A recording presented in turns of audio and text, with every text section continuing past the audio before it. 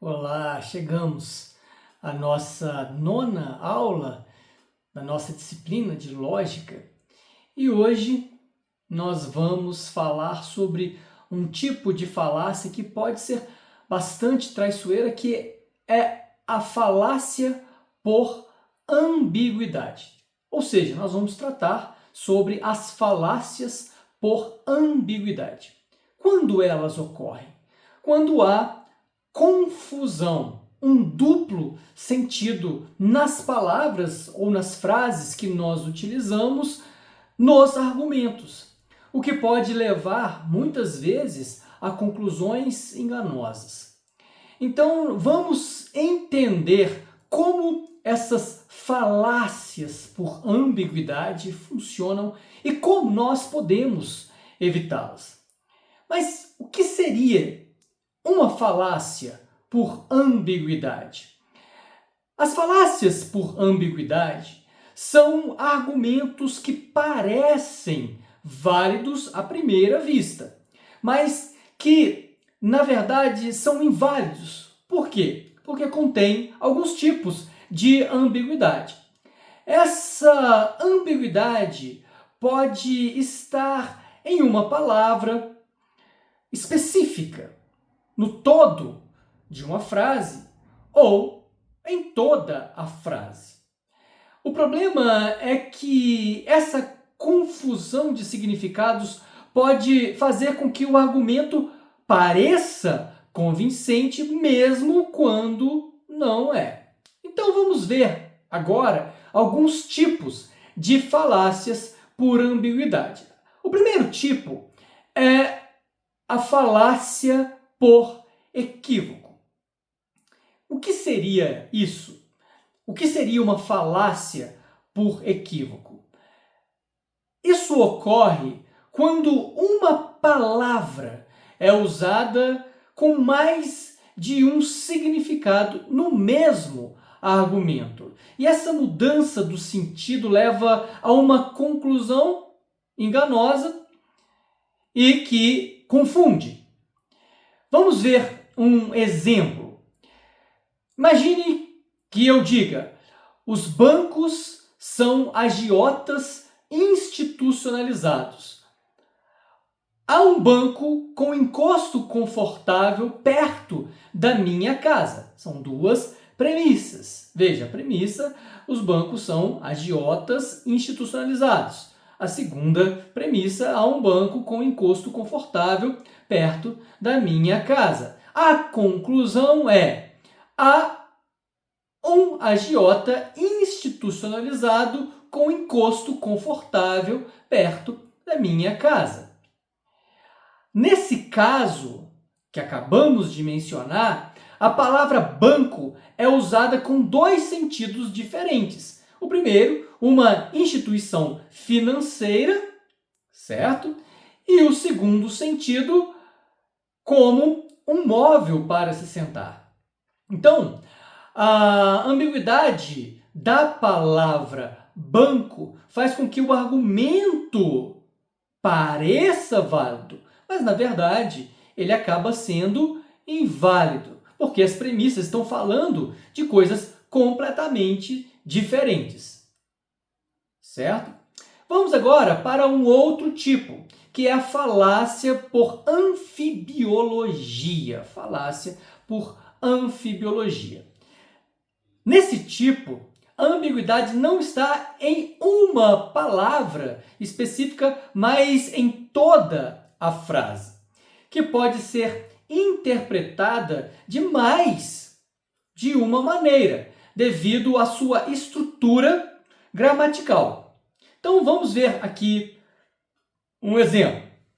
O presidente disse que o ministro foi demitido ontem. Vejam só, o presidente disse que o ministro foi demitido ontem. Essa frase pode ser interpretada de duas formas. Quais? O presidente disse ontem que o ministro foi demitido.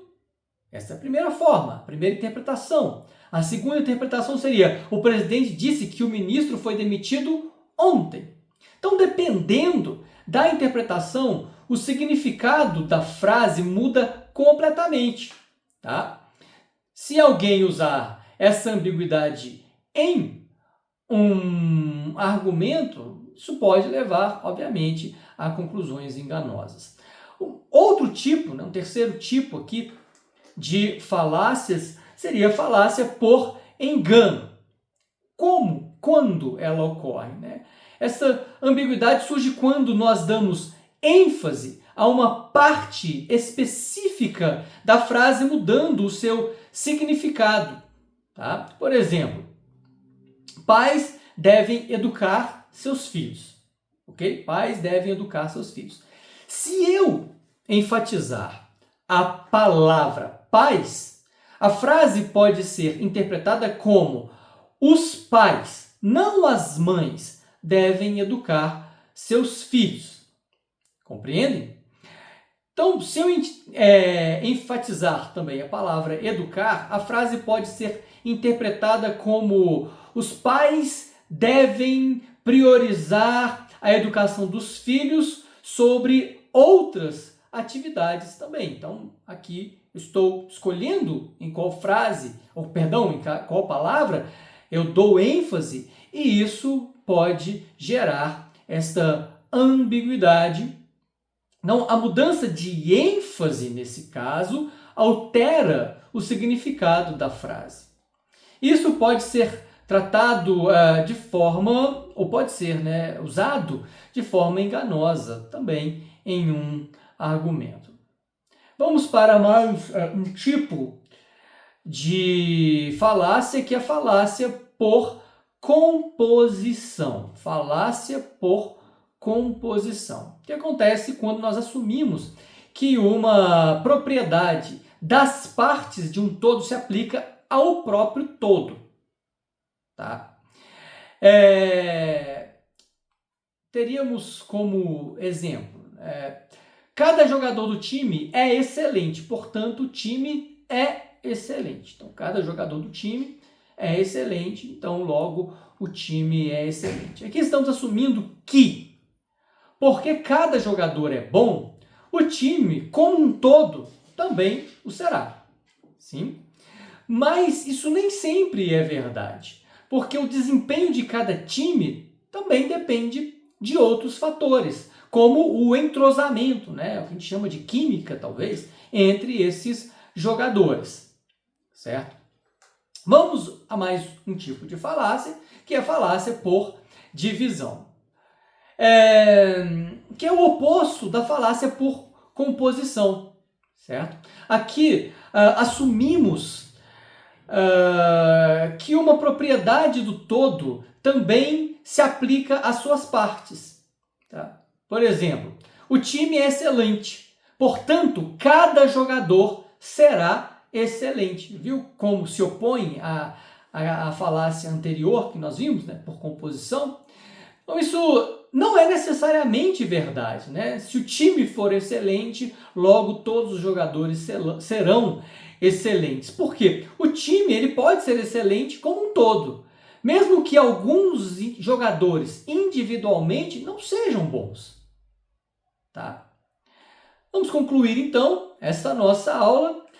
Nós vimos hoje as falácias por ambiguidade, que são argumentos que parecem válidos, mas que na verdade são inválidos, porque contêm ambiguidades nas palavras ou nas próprias frases. E essas falácias podem ser bastante enganosas, mas com um olhar atento e ciente de tudo isso que nós temos estudado, nós podemos evitá-las.